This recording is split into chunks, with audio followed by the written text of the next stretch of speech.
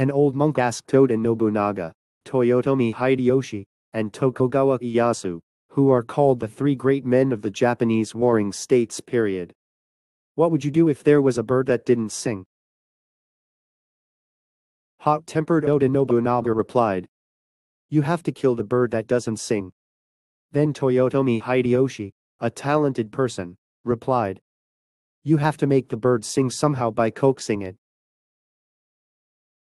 Finally, Tokugawa Ieyasu, who unified the Warring States period, answered, "You have to wait for the bird to sing." This story may have been made up by someone based on the characters of the three people, but this story teaches us the lesson that waiting patiently for results is the strongest power.